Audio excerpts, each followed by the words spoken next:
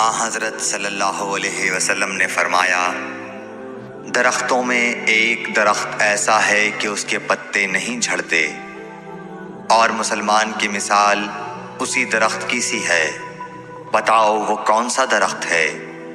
یہ سن کر لوگوں کا خیال جنگل کی طرف دوڑا۔ عبداللہ رضی اللہ تعالیٰ عنہ نے کہا، میرے دل میں آیا کہ وہ کھجور کا درخت ہے، مگر میں اپنی کمسنی کی شرم سے نہ بولا۔ آخر صحابہ نے حضرت صلی اللہ علیہ وسلم سے پوچھا کہ وہ کون سا درخت ہے؟ آپ نے فرمایا، وہ کھجور کا درخت ہے۔ صحیح بخاری حدیث نمبر 61۔ حضرت صلی اللہ علیہ وسلم نے فرمایا، درختوں میں سے ایک درخت ایسا ہے کہ اس کے پتے نہیں جھڑتے، اور مسلمان کی بھی یہی مثال ہے، بتلاؤ وہ کون سا درخت ہے؟ یہ سن کر لوگوں کے خیالات جنگل کے درختوں میں چلے گئے۔ عبداللہ نے کہا کہ میرے دل میں آیا کہ بتلا دوں کہ وہ کھجور کا درخت ہے، لیکن وہاں بہت بزرگ موجود تھے، اس لیے مجھ کو شرم آئی۔ آخر صحابہ نے عرض کیا، یا رسول اللہ، آپ ہی بیان فرما دیجئے۔ آپ صلی اللہ علیہ وسلم نے بتلایا کہ وہ کھجور کا درخت ہے۔ صحیح بخاری حدیث نمبر 62۔ حضرت صلی اللہ علیہ وآلہ وسلم ایک بار مسجد میں بیٹھے ہوئے تھے، اتنے میں ایک شخص اونٹ پر سوار ہو کر آیا اور اونٹ کو مسجد میں بٹھا کر باندھ دیا۔ پھر پوچھنے لگا، بھائیو تم لوگوں میں محمد کون سے ہیں؟ حضرت صلی اللہ علیہ وسلم اس وقت لوگوں میں تکیہ لگائے بیٹھے ہوئے تھے۔ ہم نے کہا، حضرت محمد صلی اللہ علیہ وسلم یہ سفید رنگ والے بزرگ ہیں جو تکیہ لگائے ہوئے تشریف فرما ہیں۔ تب وہ آپ سے مخاطب ہوا کہ اے عبد المطلب کے فرزند، آپ صلی اللہ علیہ وسلم نے فرمایا، کہو میں آپ کی بات سن رہا ہوں۔ وہ بولا، میں آپ سے کچھ دینی باتیں دریافت کرنا چاہتا ہوں، اور ذرا سختی سے بھی پوچھوں گا تو آپ اپنے دل میں برا نہ مانیے گا۔ آپ صلی اللہ علیہ وسلم نے فرمایا، نہیں، جو تمہارا دل چاہے پوچھو۔ تب اس نے کہا کہ میں آپ کے رب اور اگلے لوگوں کے رب تبارک و تعالیٰ کی قسم دے کر پوچھتا ہوں، کیا آپ کو اللہ نے دنیا کے سب لوگوں کی طرف رسول بنا کر بھیجا ہے؟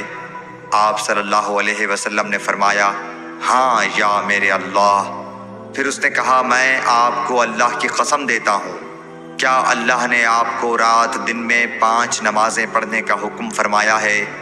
آپ صلی اللہ علیہ وسلم نے فرمایا، ہاں یا میرے اللہ۔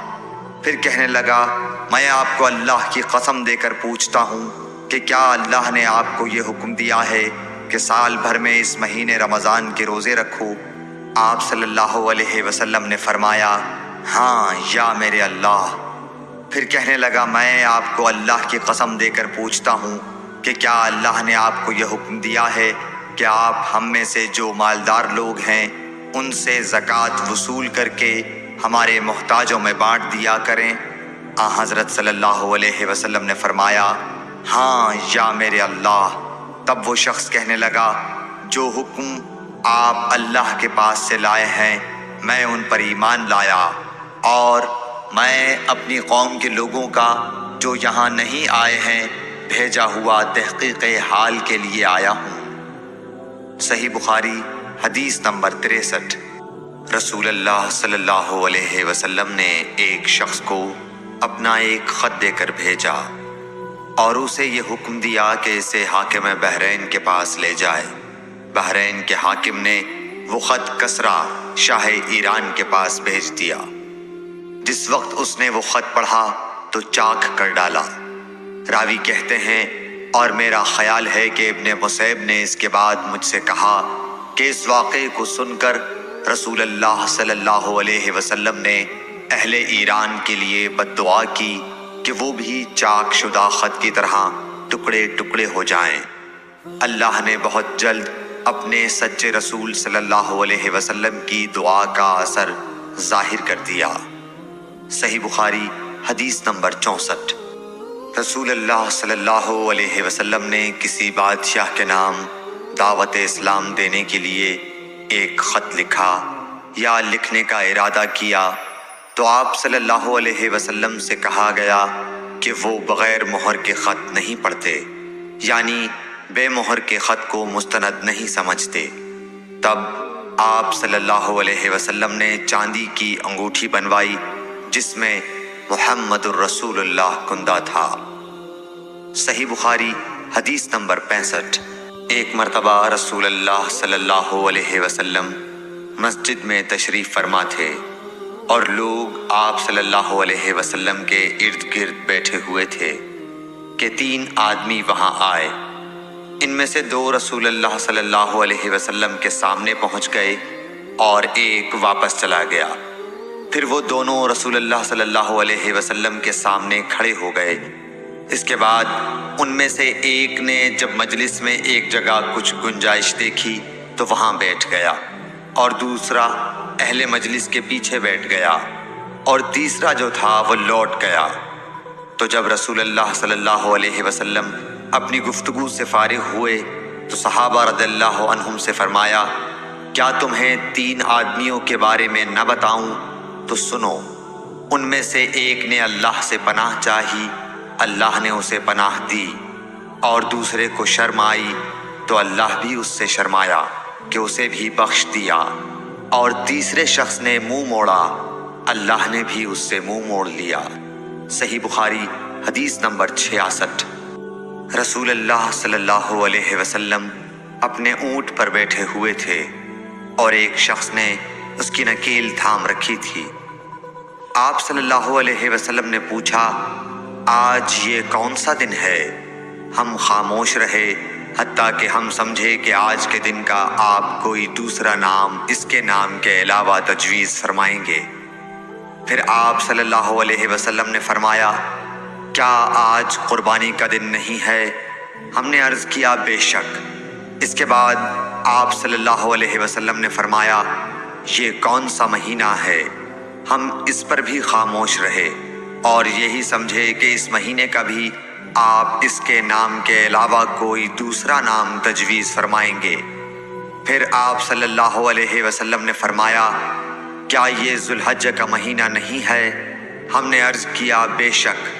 آپ صلی اللہ علیہ وسلم نے فرمایا، تو یقیناً تمہاری جانیں اور تمہارے مال اور تمہاری آبرو تمہارے درمیان اسی طرح حرام ہے جس طرح آج کے دن کی حرمت تمہارے اس مہینے اور اس شہر میں ہے۔ بس جو شخص حاضر ہے اسے چاہیے کہ غائب کو یہ بات پہنچا دے، کیونکہ ایسا ممکن ہے کہ جو شخص یہاں موجود ہے وہ ایسے شخص کو یہ خبر پہنچائے جو اس سے زیادہ یاد رکھنے والا ہو۔ صحیح بخاری حدیث نمبر 67۔ رسول اللہ صلی اللہ علیہ وسلم نے ہمیں نصیحت فرمانے کے لیے کچھ دن مقرر کر دیے تھے، اس ڈر سے کہ کہیں ہم کبھی دخاطر نہ ہو جائیں۔ صحیح بخاری حدیث نمبر 68۔ آپ صلی اللہ علیہ وآلہ وسلم نے فرمایا، آسانی کرو اور سختی نہ کرو، اور خوش کرو اور نفرت نہ دلاؤ۔ صحیح بخاری حدیث نمبر 69۔ عبداللہ ابن مسعود ہر جمعرات کے دن لوگوں کو وعظ سنایا کرتے تھے۔ ایک آدمی نے ان سے کہا، اے ابو عبد الرحمن، میں چاہتا ہوں کہ تم ہمیں ہر روز وعظ سنایا کرو۔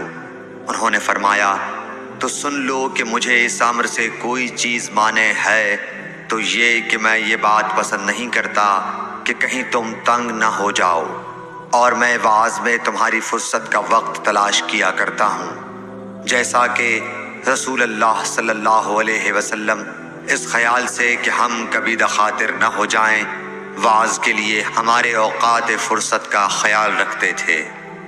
صحیح بخاری حدیث نمبر 70۔